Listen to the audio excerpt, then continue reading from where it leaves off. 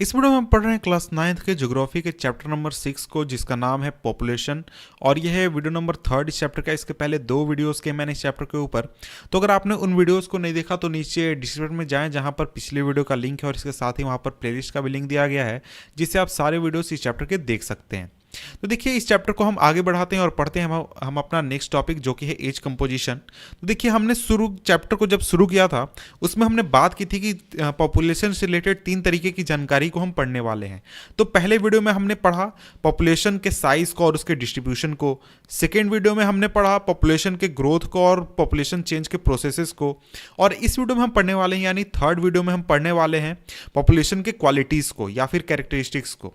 तो आइए हम इसमें सबसे पहला जो फीचर है पॉपुलेशन का या फिर जो क्वालिटी है, उसको हम देख लेते हैं, और वो है हमारा एज कंपोजिशन। एज कंपोजिशन का मतलब क्या होता है? एज कंपोजिशन का सिंपल मतलब ये होता है कि किसी भी एक खास देश में या फिर किसी भी एक खास रीजन में जो अलग अलग एज ग्रुप है, उसके कितने लोग हैं, यानी 10 साल से नीचे उम्र के कितने बच्चे हैं, या फिर 10 साल से 50 साल के उम्र के कितने लोग हैं, या फिर 50 साल से ऊपर के कितने लोग हैं। तो ये अलग अलग एज ग्रुप बनाए गए हैं सरकार द्वारा, जिनको एक तरीके से नापा जाता है या फिर हम कह सकते हैं गिना जाता है, ताकि जो एक तरीके से देश का विकास है या फिर जो नीति सरकार बनाए, उसमें ये चीज़ हेल्प कर सके। तो देखिए, एज कंपोजिशन को हम यहाँ पर देख लेते हैं। तो एज कंपोजिशन की अगर हम बात करें तो यहाँ पर डेफिनेशन दिया गया है, उसको हम थोड़ा सा देख लेते हैं। तो यहाँ पर लिखा गया है, the age composition of a population refers to the number of people in different age groups in a country. यानी किसी भी एक खास देश में अलग अलग एज ग्रुप के कितने लोग हैं, इसकी संख्या को हम एज कंपोजिशन कहते हैं। तो देखिए, ये काफ़ी बेसिक कैरेक्टरिस्टिक्स है या फिर फीचर है पॉपुलेशन का। और ये जो चीज़ है, ये काफ़ी इंपॉर्टेंट इसलिए है क्योंकि अगर हम किसी भी व्यक्ति की बात करें तो उसका एज कितना है, यानी उसकी उम्र कितनी है, ये काफ़ी ज़्यादा तय करती है कि वो उसकी क्या ज़रूरतें हैं, क्या वो खरीदेगा और वो क्या काम कर सकता है। फॉर एग्जाम्पल अगर लें, कोई 8 साल का बच्चा है, तो 8 साल के बच्चे को क्या ज़रूरत होगी? तो वो जाएगा, कोई खिलौना खरीदेगा या फिर उसको पढ़ने के लिए किताब चाहिए होगा। तो ऐसा तो नहीं है कि हम उससे जाकर कोई कंस्ट्रक्शन वर्क करा सकते हैं या फिर कोई काम करा सकते हैं, तो नहीं, वो वहाँ पर उस तरीके के काम को नहीं कर सकता है। उसी तरीके से अगर हम देखें, तो कोई अगर 30 साल के उम्र का कोई व्यक्ति है, तो क्या उसे खिलौने की ज़रूरत है? नहीं। क्या उसे किताबों की ज़रूरत है पढ़ने के लिए? नहीं।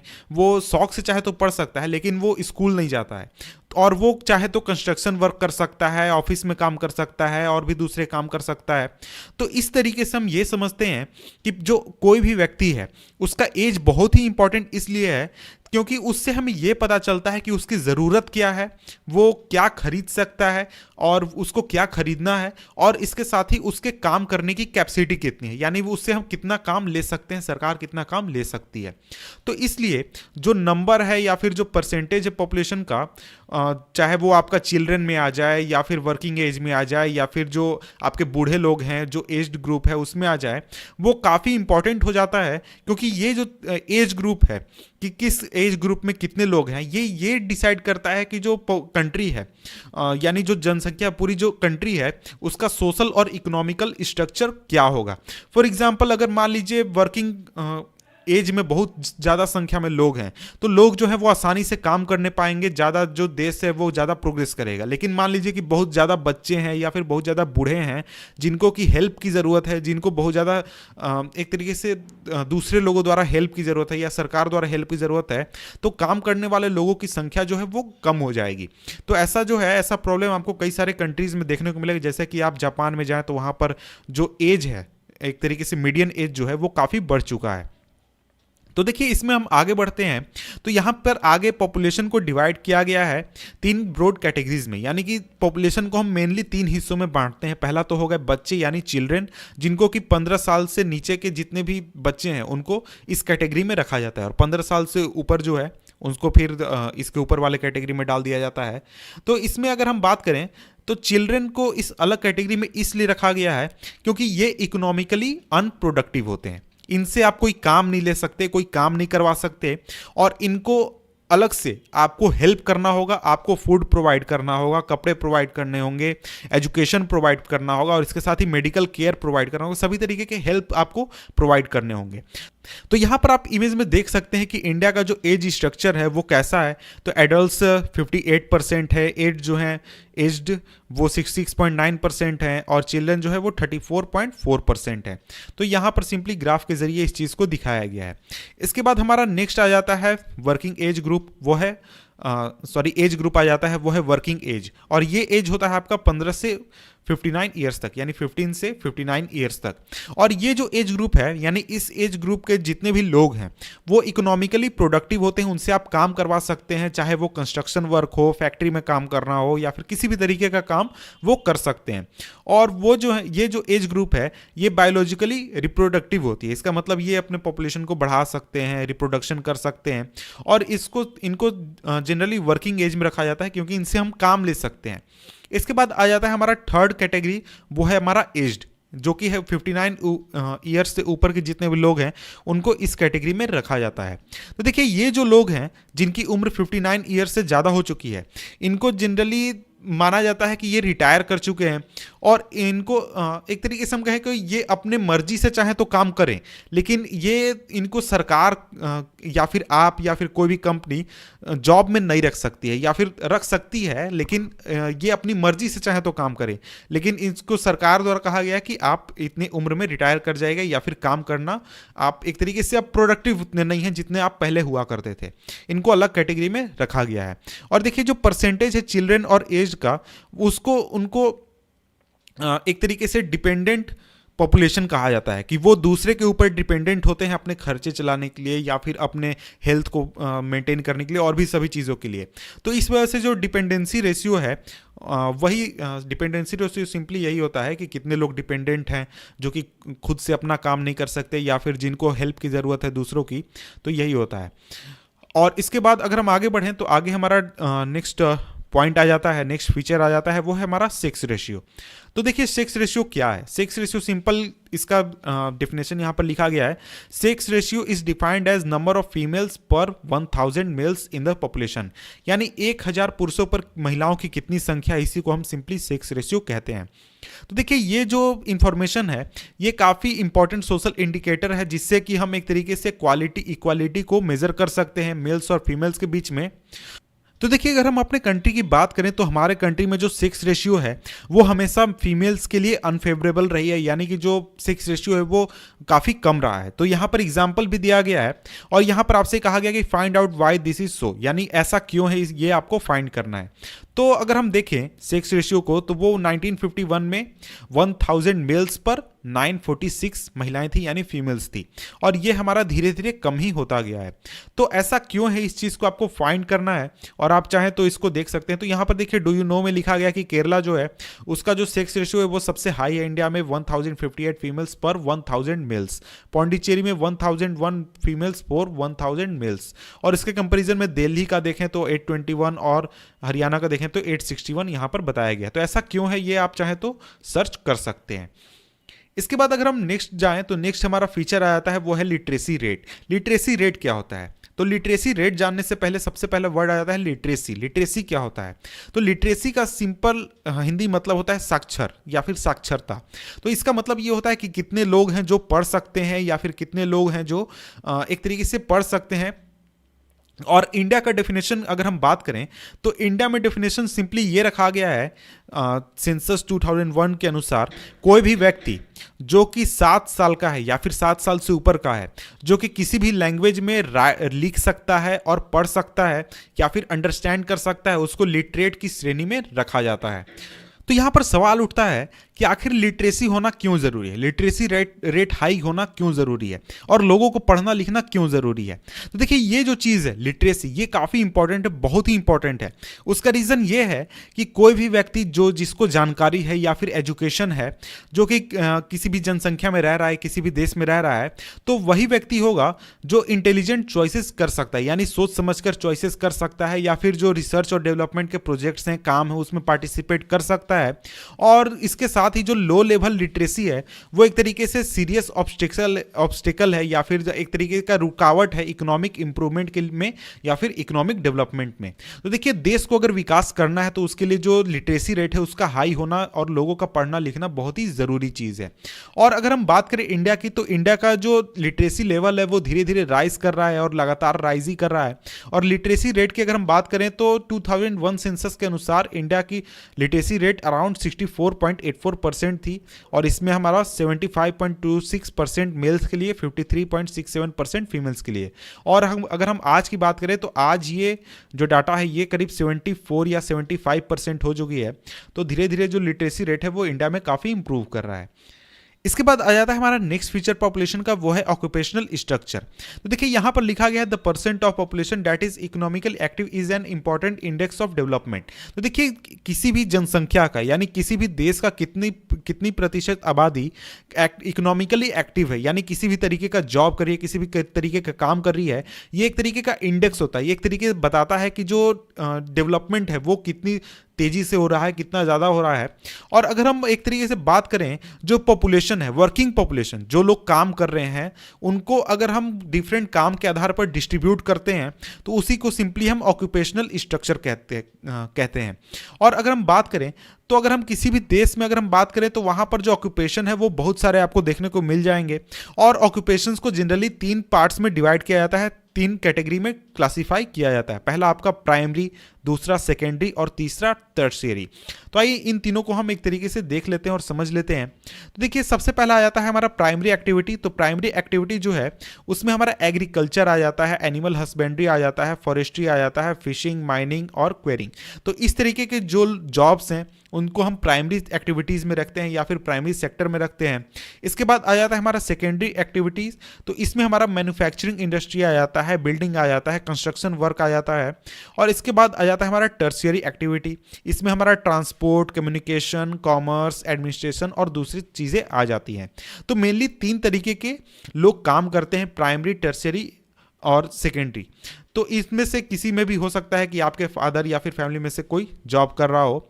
तो देखिए, इसके बाद अगर हम बात करें तो यहाँ पर लिखा है the proportion of people working in different activities varies in developed and developing countries. तो देखिए, यहाँ पर कहा गया है कि जो डेवलप्ड कंट्रीज हैं और जो डेवलपिंग कंट्रीज़ हैं उसमें जो पॉपुलेशन का हिस्सा है जो आपको काम कर रहे हैं अलग अलग सेक्टर में, उसका जो परसेंट है वो आपको वेरी करेगा। हो सकता है कि किसी देश में जो पॉपुलेशन है उसका बहुत बड़ा हिस्सा आपको प्राइमरी सेक्टर में काम करता है और किसी देश में हो सकता है कि आपको सेकेंडरी सेक्टर में काम करता है। लेकिन अगर हम एक जनरल पैटर्न देखें तो जनरल पैटर्न आपको देखने को मिलेगा कि जो डेवलप्ड कंट्रीज़ हैं वहाँ पर आपको मेनली जो पॉपुलेशन है वो आपको सेकेंडरी और टर्शियरी सेक्टर में काम करता है। लेकिन जो आपका डेवलपिंग कंट्री है वहाँ पर मेनली आपको जो पॉपुलेशन है वो आपको प्राइमरी सेक्टर में काम करती है या फिर आपको कुछ हिस्सा उसका सेकेंडरी और टर्शियरी में काम करता है। और अगर हम इंडिया की बात करें तो इंडिया में जो 64% आबादी है वो एग्रीकल्चर में इन्वॉल्व है, यानी कि प्राइमरी सेक्टर में इन्वॉल्व है।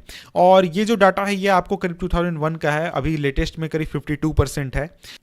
और जो पॉपुलेशन का हिस्सा है जो कि सेकेंडरी और टर्शियरी सेक्टर में काम करता है उसकी संख्या की अगर हम बात करें तो वो है करीब 13% और 20%। तो ये बात ध्यान रखिएगा, ये जो डाटा है ये 2001 का डाटा का आपकी किताब में लिखा गया है, लेटेस्ट डाटा कुछ अलग है। तो देखिए, अब हमें कई तरीके के ऑक्यूपेशनल शिफ्ट देखने को मिलते हैं सेकेंडरी और टर्शियरी सेक्टर की तरफ। उसका रीज़न ये है कि इंडिया में अब इंडस्ट्रियलाइजेशन और अर्बनाइजेशन काफ़ी ज़्यादा हुआ है और इस वजह से जो सेकेंडरी सेक्टर है और टर्शियरी सेक्टर है वहाँ पर आपको कई सारे बहुत बड़ी संख्या में आपको नए जॉब्स क्रिएट हुए हैं। इसके बाद अब हम आ जाते हैं अपने नेक्स्ट फीचर की तरफ पॉपुलेशन के, और वो है हमारा हेल्थ। हेल्थ की अगर हम बात करें तो हेल्थ जो है वो बहुत ही इंपॉर्टेंट कंपोनेंट है पॉपुलेशन के कंपोजिशन का। और ये जो चीज़ है हेल्थ, ये डेवलपमेंट के प्रोसेस को काफ़ी ज़्यादा अफेक्ट करती है।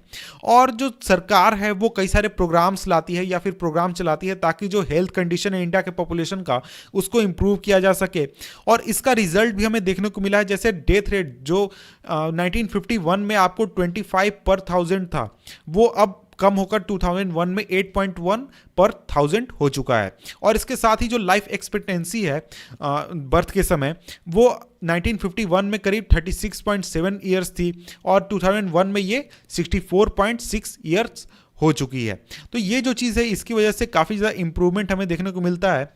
और ये जो इंप्रूवमेंट हमें देखने को मिलता है रिजल्ट में हेल्थ के मामले में, उसके बहुत सारे फैक्टर्स हैं, जैसे कि पब्लिक हेल्थ में सुधार हुआ है, इन्फेक्शियस डिजीज जो हैं उनको काफ़ी ज़्यादा प्रिवेंट किया गया है, और इसके साथ ही जो मॉडर्न मेडिकल प्रैक्टिसेस हैं उनको काफ़ी ज़्यादा अप्लाई किया गया है और लोगों के बीच लाया गया है। और इसके साथ ही बहुत तरीके के सरकार द्वारा प्रोग्राम चलाए गए हैं ताकि जो हेल्थ कंडीशन है जनता का या फिर जो पॉपुलेशन का, उसको सुधारा जा सके। तो देखिए ये अचीवमेंट, जिन अचीवमेंट्स की अगर हमने बात की ऊपर, उन अचीवमेंट्स के बावजूद जो हेल्थ सिचुएशन है इंडिया का, वो बहुत बड़ा एक तरीके से प्रॉब्लम है इंडिया के लिए। और जो पर कैपिटा कैलोरी कंजम्पशन है इंडिया का, वो काफ़ी कम है रिकमेंडेड लेवल के कंपैरिजन में, यानी जितना लोगों को कैलोरी कंज्यूम करना चाहिए उससे काफ़ी कम लोग कैलोरी कंज्यूम कर रहे हैं। और जो माल न्यूट्रिशन है वो एक काफ़ी बड़ा प्रॉब्लम है इंडिया के लिए, क्योंकि एक बहुत बड़ा परसेंटेज जो पॉपुलेशन का है वो माल न्यूट्रिशन से प्रभावित है। और इसके साथ ही जो सेफ ड्रिंकिंग वाटर है और बेसिक सैनिटेशन एमिनिटीज़ हैं, ये रूरल पॉपुलेशन के 1/3 को ही केवल अवेलेबल है। और ये जो प्रॉब्लम्स हैं इनको एक तरीके से सामना करने की ज़रूरत है और सही तरीके से इसको सुधारने की ज़रूरत है, ताकि इंडिया जो है वो एक सही रास्ते पर चल सके। इसके बाद अब हम आगे बढ़ते हैं और पढ़ते हैं हमारा नेक्स्ट फीचर या फिर नेक्स्ट टॉपिक, वो है हमारा एडोलसेंट पॉपुलेशन। तो देखिए, एडोलसेंट पॉपुलेशन का हिंदी मतलब अगर हम देखें तो इसका मतलब होता है किशोर जनसंख्या। और किशोरों की अगर हम बात करें तो जो इनकी उम्र होती है ये 10 से 19 साल के बीच की होती है। और इंडिया में अगर हम बात करें तो इंडिया में ये सबसे बड़ा फीचर है इंडिया के पॉपुलेशन का, कि इंडिया के पॉपुलेशन में जो एडोलसेंट पॉपुलेशन है वो काफ़ी ज़्यादा है। और इंडिया के पॉपुलेशन का 1/5 पॉपुलेशन जो है वो एडोलसेंट का है। और यानी कि जो बच्चे हैं या फिर जो लोग हैं जिनकी उम्र 10 से 19 साल के बीच में है। और ये जो लोग हैं या फिर ये जो पॉपुलेशन का हिस्सा है, ये सबसे इंपॉर्टेंट रिसोर्स है या फिर सबसे इंपॉर्टेंट हम कह सकते हैं पूंजी है इंडिया की। और इनको एक तरीके से ग्रो करने की बहुत ही ज़्यादा ज़रूरत है। और इस उम्र में जितने भी लोग होते हैं या फिर जितने भी बच्चे होते हैं, उनकी जो न्यूट्रिशन रिक्वायरमेंट होती है वो काफ़ी ज़्यादा होती है दूसरे बच्चों के मुकाबले या फिर एडल्ट के मुकाबले। और अगर हम बात करें पुअर न्यूट्रिशन की, तो अगर इन बच्चों को पुअर न्यूट्रिशन प्रोवाइड किया जाए, इन लोगों को पुअर न्यूट्रिशन प्रोवाइड किया जाए, तो इसकी वजह से कई सारे डिफिशियंसी या फिर आपको स्टर्न ग्रोथ भी देखने को मिल सकता है। लेकिन अगर हम इंडिया की बात करें तो इंडिया में जो डाइट अवेलेबल है या फिर जो हम एक तरीके से खाना देते हैं या फिर जो उनको न्यूट्रिशन प्रोवाइड करते हैं, वो इनएडिक्वेट है सभी मामलों में, यानी सभी न्यूट्रिएंट्स, जितने भी न्यूट्रिएंट्स ज़रूरत है उन सभी मामलों में कम है। और बहुत सारे जो एडोलसेंट गर्ल्स की जो संख्या है वो एनीमिया से पीड़ित है, यानी कि उनको रक्तहीनता, रक्त की कमी से वो पीड़ित होती हैं। तो ये जो प्रॉब्लम है इस पर अभी तक उतना ज़्यादा ध्यान दिया नहीं गया है जितना इस पर दिया जाना चाहिए था। और इसके साथ ही जो एडोलसेंट गर्ल्स हैं उनको इस प्रॉब्लम के बारे में बताना चाहिए या फिर सिखाना चाहिए। और कई तरीके के अवेयरनेस फैलाए जा सकते हैं अगर हम लिटरेसी प्रोवाइड करें या फिर एजुकेशन प्रोवाइड करें बच्चों को। तो इस चीज़ के ज़रिए, एजुकेशन के ज़रिए, ये जो लोग हैं ये आसानी से इन चीज़ों को सीख सकते हैं, ये जो बच्चे इन चीज़ों को सीख सकते हैं और अपने आप को इस तरीके के प्रॉब्लम से बचा सकते हैं। इसके बाद हमारा नेक्स्ट टॉपिक आ जाता है, वो है नेशनल पॉपुलेशन पॉलिसी। सरकार ने इस बात पर ध्यान दिया कि फैमिली प्लानिंग के जरिए लोगों के जीवन को और लोगों के हेल्थ को सुधारा जा सकता है। इस पूरे फैक्ट को ध्यान में रखते हुए गवर्नमेंट ऑफ इंडिया ने एक प्रोग्राम शुरू किया, फैमिली प्लानिंग प्रोग्राम 1952 में। और ये जो फैमिली वेलफेयर प्रोग्राम था, इसके जरिए एक तरीके से लोगों को जागरूक करने की कोशिश की गई और बताने की कोशिश की गई कि वो फैमिली प्लानिंग करें और जो एक परिवार नियोजन है उसको शुरू करें। और इसके साथ ही जो नेशनल पॉपुलेशन पॉलिसी है 2000 की, वो बहुत सारे प्लांट एफर्ट जो कि कई सालों से चल रही थी, सरकार द्वारा बहुत सारे प्लांट कोशिश की जा रही थी, उसका ही नतीजा है, जिसका एग्जाम्पल यहाँ पर आपको 1952 का एग्जाम्पल दिया गया है। तो आइए हम आगे बढ़ते हैं और इस एनपीपी 2000 के बारे में बात करते हैं, यानी नेशनल पॉपुलेशन पॉलिसी 2000 के बारे में बात करते हैं। तो नेशनल पॉपुलेशन पॉलिसी 2000 जो है वो एक तरीके का पॉलिसी फ्रेमवर्क प्रोवाइड करता है जिसमें 14 साल से कम बच्चों को फ्री और कंपलसरी स्कूल एजुकेशन प्रोवाइड करना, जो इन्फेंट मोर्टालिटी रेट है उसको 30 से कम लाना, यानी 30 पर 1000 से भी कम लाना, और यूनिवर्सल इम्यूनाइजेशन ऑफ चिल्ड्रेन। ये इस तरीके बहुत सारी चीज़ें किए गए। जैसे इसके बाद एग्जांपल है जो गर्ल्स का मैरिज जल्दी कम उम्र में कर दिया जाता है उसको आगे बढ़ाना, यानी डिलेड मैरिज ऑफ गर्ल्स। और इसके अलावा बहुत सारे चीज़ें सरकार द्वारा की गई जिससे कि जो पॉपुलेशन है उसकी क्वालिटी बढ़ सके, यानी लोगों के जीवन का स्तर बढ़ सके, पॉपुलेशन की क्वालिटी बढ़ सके, इन सभी चीजों को किया जा सके। इसके बाद आ जाता है नेक्स्ट टॉपिक, वो है हमारा एनपीपी 2000 एंड एडोसेंट्स। जो नेशनल पॉपुलेशन पॉलिसी 2000 है उसने किशोरों को काफी इंपॉर्टेंट उस पर ध्यान दिया और पॉपुलेशन का एक मेजर सेक्शन के रूप में ध्यान दिया और इस बात को तय किया कि इन पर ज्यादा ध्यान देने की जरूरत है। और न्यूट्रिशनल रिक्वायरमेंट के अलावा पॉलिसी जो है वो बहुत सारे दूसरे चीजों पर भी ध्यान देती है, जैसे कि जो किशोर हैं उनको अनवांटेड प्रेगनेंसी से बचाना, सेक्सुअल ट्रांसमिटेड डिजीज से बचाना। इसके साथ ही कई सारे प्रोग्राम्स शुरू किए गए जिसके जरिए ये कोशिश किया गया कि सोसाइटी में कई सारे चेंजेस किए जाए, जैसे कि मैरिज जो है उसको लेकर जागरूकता फैलाई जाए कि लोग जो है जितनी देर से हो सके उतनी देर से शादी करें और यानी कि जितनी ज़्यादा उम्र में हो सके उतनी ज़्यादा उम्र में शादी करें और जल्दी से जल्दी प्रेग्नेंट होने की कोशिश ना करें या फिर प्रेग्नेंट ना हो। और इसके साथ ही लोगों को यानी कि जो किशोर हैं उनको अनप्रोटेक्टेड सेक्स के जो रिस्क है वो बताए जाएं और इसके साथ ही जो कॉन्ट्रासेप्टिव सर्विसेज एक्सेसिबल बनाए जाए, लोगों के लिए अफोर्डेबल बनाए जाएं और इसके साथ ही फूड सप्लीमेंट प्रोवाइड की जाए, न्यूट्रिशनल सर्विसेज प्रोवाइड की जाएं और लीगल मेजर्स जो हैं उनको मजबूत किया जाए ताकि चाइल्ड मैरिज जो है उसको रोका जा सके। और देखिए अगर हम बात करें किसी देश की, तो किसी देश के लिए जो जनता है वो सबसे इंपॉर्टेंट रिसोर्स है और किसी देश में जो वेल एजुकेटेड हेल्दी पॉपुलेशन है वो काफ़ी पोटेंशियल पावर प्रोवाइड करता है। तो इस वजह से जो पॉपुलेशन है उस पर काफ़ी ज़्यादा ध्यान दिया भी जा रहा है और काफ़ी ज़्यादा ध्यान देने की ज़रूरत भी है। तो यहाँ पर हमारा ये चैप्टर खत्म होता है। तो मिलते हैं आपसे हम नेक्स्ट वीडियो में, तब तक के लिए गुड बाय।